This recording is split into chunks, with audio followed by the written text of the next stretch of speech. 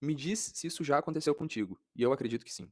Alguma vez na tua vida tu já terminou um livro sobre hábito, produtividade ou disciplina, concordando com tudo que o livro dizia, fazendo até sentido na tua mente. Mas 2, 3 meses depois tu percebeu que tu estava exatamente no mesmo lugar de antes. Às vezes o mesmo horário de acordar, a mesma dificuldade de manter consistência ou o mesmo projeto parado. E aí tu foi atrás de outro livro, e depois de outro vídeo, e depois de outro sistema, e depois de outra técnica, e depois de outra metodologia. Porque alguma coisa ainda não tinha deixado o teu cérebro direito, não tinha encaixado ainda no teu cérebro. E a suposição que tu teve era que faltava a informação correta. E hoje o que eu quero te mostrar é que essa suposição está errada. E por quê? Se tu acredita nela, ela te mantém num ciclo que parece progresso, mas não produz mudança nenhuma. Prazer, para quem não me conhece, meu nome é João, eu sou médico residente em psiquiatria e esse canal aqui existe para que tu entenda o que está acontecendo no teu cérebro e utilize essa informação para tentar realmente mudar o que tu precisa mudar. A indústria da produtividade e do autodesenvolvimento é construída quase inteiramente sobre um tipo de produto, o insight intelectual.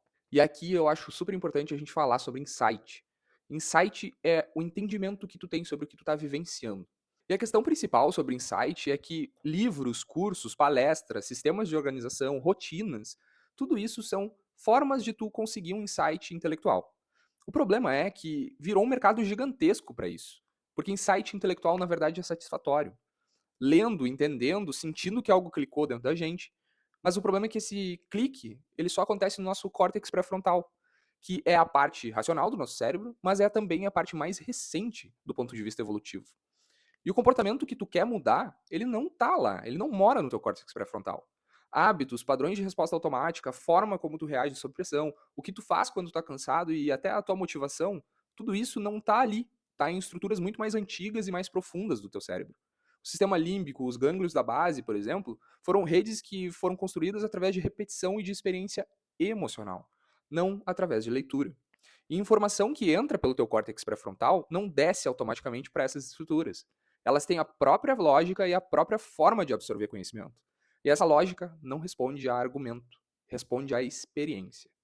Pensa assim, tu pode estudar natação durante meses, ler sobre a técnica, ver vídeos de biomecânica, entender a teoria do arrasto e da propulsão, saber exatamente o que teu corpo deveria fazer em cada estilo, mas nada disso te ensina a nadar. O momento em que tu realmente aprende a nadar é quando tu entra na água, engolindo aquela água, sentindo o pânico e o esforço e o cansaço. E de repente, alguma coisa no teu corpo encontra o ritmo. E esse é um tipo diferente de conhecimento. Ele não passa pela linguagem, ele fica no teu corpo. O insight emocional funciona assim. Não é uma versão mais intensa do insight intelectual. É um processo diferente que acontece em lugares diferentes e produz efeitos diferentes. Quando tu tem um insight emocional, algo muda enquanto tu entende. Tem uma sensação física associada àquilo. Uma pressão que afrouxa, uma clareza que não é só cognitiva, um reconhecimento que é mais fundo do que simplesmente concordar com uma ideia. E depois desse momento, o comportamento muda sem que tu precise lembrar de mudar. Porque quem aprendeu não foi só a tua cabeça. E é aí que é a parte importante. O exemplo mais concreto que eu consigo dar é esse. Tem uma diferença enorme entre a pessoa que sabe que exercício é importante e a pessoa que treina com consistência. E tu sabe bem disso. Quase nunca essa diferença é a informação. A pessoa consistente não tem mais dados sobre o benefício do exercício. Ela tem uma relação emocional com o que sente quando treina, ou com o que sente quando não treina. Em algum momento da vida dela, o exercício saiu do campo de eu deveria fazer isso e entrou no campo de eu preciso disso. E isso não aconteceu porque ela leu mais um estudo. Aconteceu porque ela viveu algo que mudou como o exercício existe para ela internamente.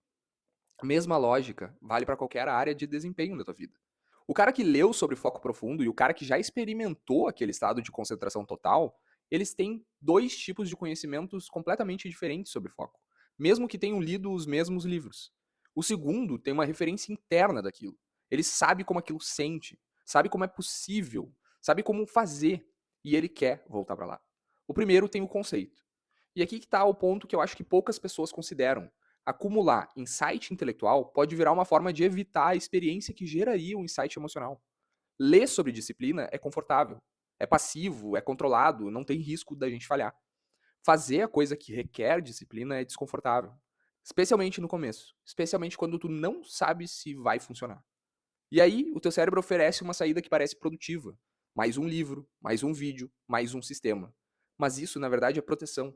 É uma forma de tu fugir do insight emocional. A sensação de estar aprendendo preenche o espaço onde deveria estar a ação que geraria resultado e aprendizado real.